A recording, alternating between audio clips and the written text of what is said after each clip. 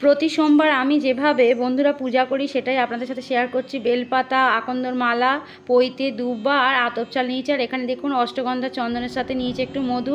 মহাদেবের স্নানের গঙ্গা জলের সাথে একটুখানি অঘরু, গোলাপ জল আর কর্পূরের গুঁড়ো আমি ছড়িয়ে দিলাম। তো সমস্ত পূজার সামগ্রীর মধ্যে আমি কর্পূর ছড়িয়ে দিলাম, ভোগের মধ্যে একটু কর্পূর। এই জলটাকে এখন আমি ভালো করে মিশিয়ে নিলাম সবগুলোকে, দিয়ে আমি দেবাদিদেব মহাদেবকে এই চন্দন আর জল দিয়ে পূজা করব। তো দেখুন প্রথমে দক্ষিণ দিকে ওং গাং গণেশায় নমঃ, বাম দিকে ওং নমঃ কার্তিকায় নমঃ, মাঝখানে ওং নমঃ অশোকা সুন্দরী দেবী নমঃ, চারধারে হর পার্বতী দেবী নমঃ, মাথার উপরে বলবেন ওং নমঃ শিবায় নমঃ বলে ঢালবেন, ওং নমঃ নন্দী মহারাজ দেবায় নমঃ। এরপর ওই যে মধু দিয়ে যে চন্দনটা গুলেছিলাম সেই চন্দন দিয়ে দিলাম। তো আপনার পরিবারের যার জন্য দেবে তার পড়াশোনা, বাচ্চা হলে পড়াশোনা, স্বামীর আর্থিক উন্নতি, দীর্ঘায়ু, সুস্থতা কামনা করে বেলপাতাতে নাম গোত্র, পরিবারের যার জন্যই বলবেন নাম গোত্র বলে অবশ্যই দেবেন, মনস্কামনা পূর্ণ হবে, দেবাদিদেবের আশীর্বাদ।